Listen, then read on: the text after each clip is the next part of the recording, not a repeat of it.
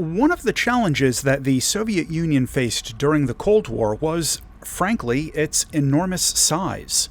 It was difficult to patrol and defend that much airspace without vast fleets of long-range aircraft, and after jet engine technology started to mature after World War II, they set about using jets for some of those long-range purposes. One of the first efforts at this was the Yak-25. This was a very conventional first-generation jet, with its engines and pods out under the wings and a long, slender fuselage. Its performance was unimpressive, but the airframe proved itself to be highly adaptable. Different versions were produced with straight and swept wings for a variety of roles, ranging from a cannon-armed interceptor to a high-altitude reconnaissance plane. It was also refined into several other modernized versions with new designations. The Yak-28 was a swept-wing derivative with significantly more powerful engines, refined aerodynamics, and supersonic performance. Barely. After its first flight in 1958, the Yak-28 was considered for a variety of different roles, and like the earlier Yak-25, it eventually proved highly adaptable. Versions of the plane were built as high-speed bombers, radar and missile-armed interceptors, reconnaissance jets, and even as a radiological observation plane. The early bomber version was the Yak-28L, which included an internal bomb bay and an early example of ground mapping radar. Over 100 28Ls were built, but Soviet doctrine was changing, and the need for high-speed light bombers was shrinking quickly in favor of larger supersonic bombers and longer-range tactical missiles. Eventually, production was upgraded to the Yak-28I, with about 175 produced, with much better ground mapping radar and updated electronics. The bomber versions of the Yak-28 were mostly phased out by the 1970s as more advanced aircraft became available. What we get in War Thunder is the Yak-28B, which I believe is supposed to represent the Yak-28I that I mentioned a minute ago. This is a jet bomber in Rank 6 of the Soviet air tree at battle rating 9.3. This jet gets a CCIP for its bombs and its cannon, along with a fairly good supply of countermeasures for this BR bracket. Its gun is a 23mm NR-23 cannon with 50 rounds of ammo. This is a very low amount of firepower, and it's a really difficult gun to actually score hits with, but you can occasionally get lucky with it. For bomb loads, the jet doesn't get custom loadouts as of making this review. You can currently pick from the 5 presets of varying size bombs, and all of the choices are generic HE bombs with no AP or incendiary options. The flight performance of the Yak-28 is, frankly, unique. The plane is sometimes overpowered to the point where it's a problem, and in other situations it feels like trash. In short, the jet has 2 MiG-21 engines on an airframe that's comparatively small relative to the engine output. In most situations, the acceleration is pretty good. However, its aerodynamics and structure can be an issue. The jet can rip its wings off very easily in level flight at lower altitudes. The silver lining to that is that the controls lock up to a noticeable level at higher speeds, which can often prevent you from over-G'ing the airframe by accident in a sustained turn. And that brings us to the Yak-28's agility.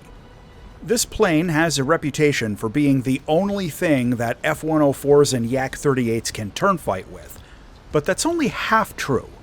The real problem is that the controls lock up really bad at high speeds, as I just mentioned.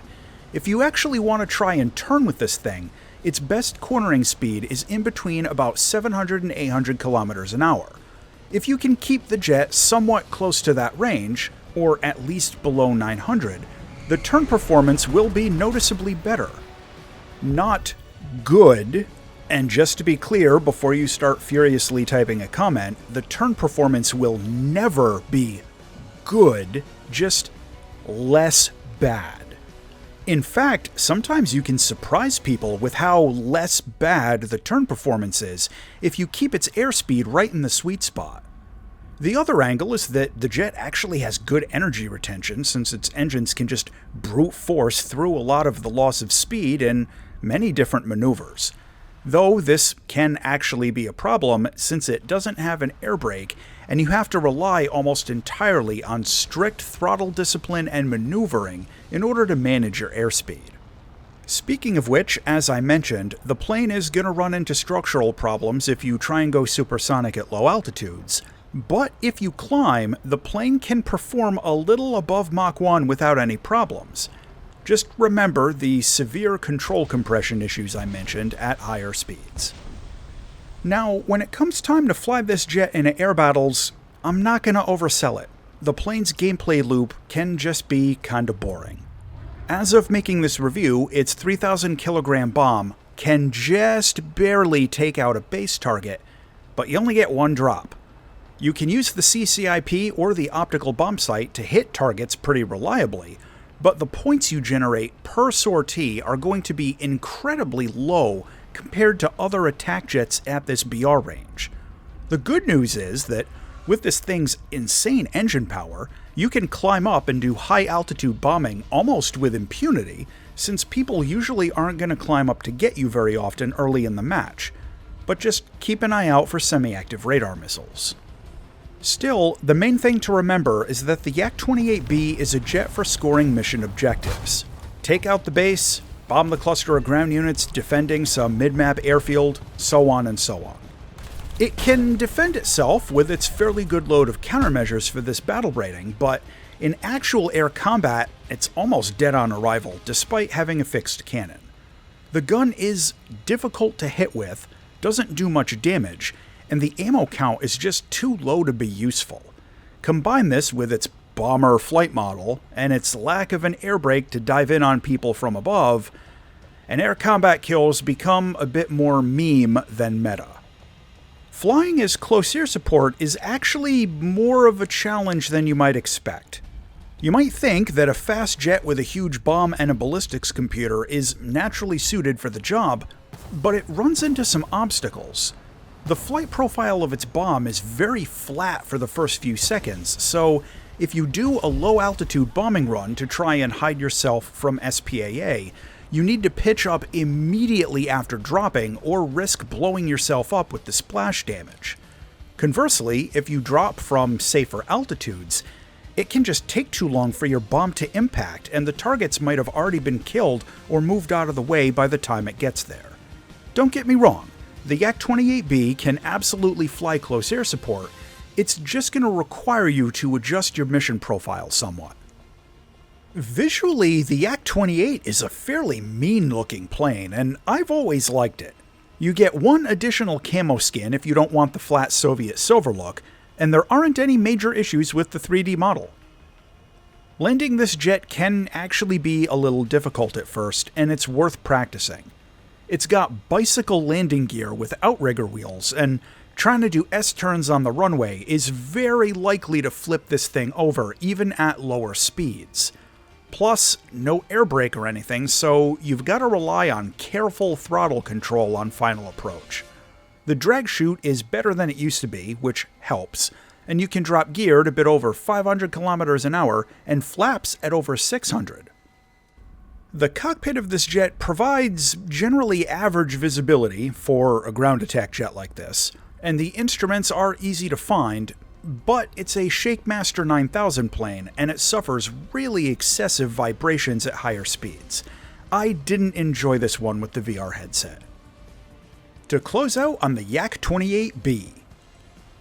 This jet gets a ballistics computer, it's got tons of surplus engine power, and it's got countermeasures at a fairly low BR. However, its payload is very light. Its internal cannon is a joke. It doesn't get an air brake. It's got an inconvenient rip speed, and its controls compress really badly at higher speeds. The final verdict on the Yak-28B is that it's generally difficult to use this plane effectively for any mission profile except Fab 3000M delivery.